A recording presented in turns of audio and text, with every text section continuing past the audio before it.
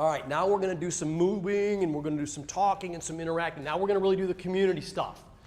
Pretty soon I'm going to say go, and you got to get up and go to a table where there's people, and if somebody at your school is at your table, that's okay, but I really want you to get away from people that you work with because you're going to exchange ideas. We're going to take about 6 different questions and do some small group discussion, and I want to hear the room really chattering.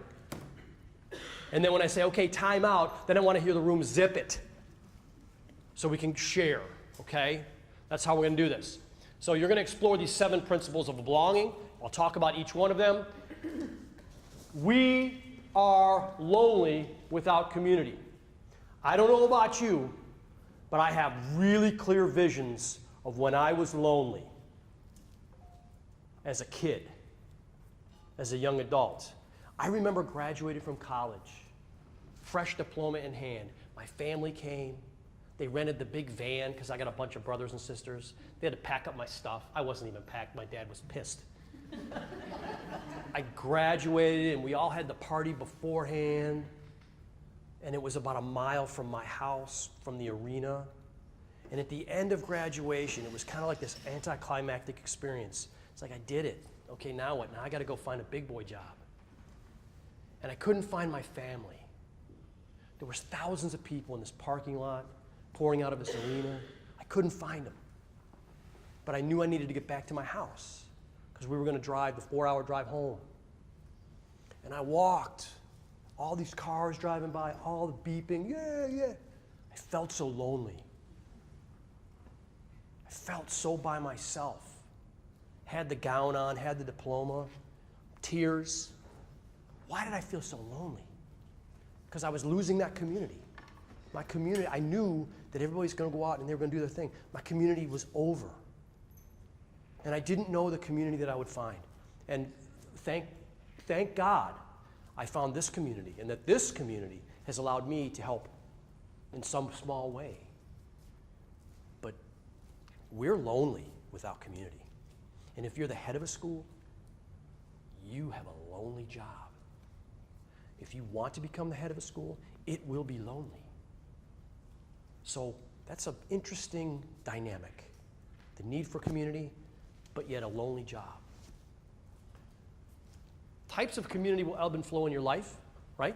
When you were in 8th grade, your community was in the lunchroom with the same people. Or maybe in 11th grade, you were on the football team.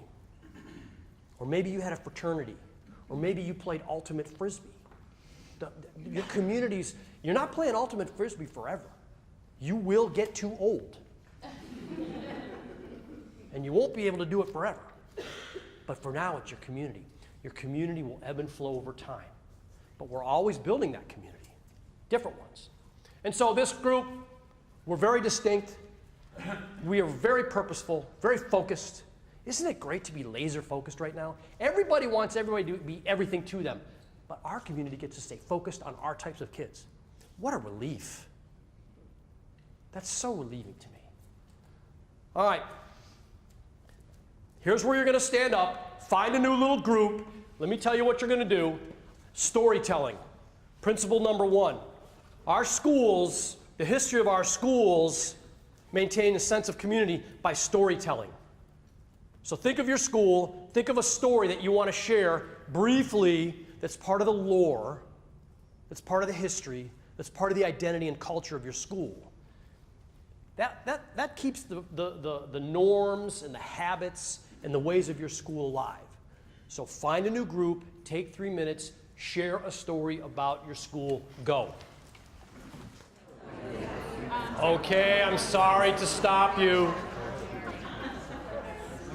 These stories, I'm sure, are compelling. But I must stop you because we're going to do this 7 times with different topics. Somebody somewhere heard a story that's resonating with them and they're going, wow, that's a cool school story. Who heard, not who told a story, who heard a story that was really cool? Cheryl, who told a story at your table that was really cool? Well, you've just volunteered her to tell us the story. Who are you? My name is Katie Siegel, and I'm a lead middle school teacher at Athena Academy we're happy you're here. Can you take 30 seconds and tell us the story that Cheryl thought was cool? I'd be happy to. So I shared a little bit about our school. It's young, it's only 6 years old, but from the very first moment it had a swing set on campus that was the go-to spot for everybody at recess. And when we first started, most of the students were elementary age and they were young enough and small enough to safely go on the swing set. But as they grew, they became heavier, and we noticed one day that these middle school students all on the swing set at once were making the frame sway back and forth. So we had to put an age limit on it, which made them very sad. And so now they look for ways around school to develop their own play structure. A little bit like parkour, and they're doing pull-ups from the beams over our deck. But it just shows how the campus is really active, and the kids really have fun there. And so that inspires me because the kids accepted the fact they were probably too big and heavy to play on that swing set, so they took it upon themselves to go find some other place to create their little culture. That's an excellent story, and I hope that that's a story that you'll keep alive in your school. So you guys are really doing well, and we've got 6 more, so you're warmed up. So by now you're thinking, okay, I got to tell the story. It has to be quick, and then we'll stop and we'll share.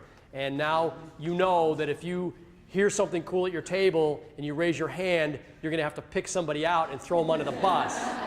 So don't worry, we're not going to do that. I have another trick. So just don't you worry. All right, storytelling. Building the culture of your school through stories. Communities do this. Societies do this. We write it down.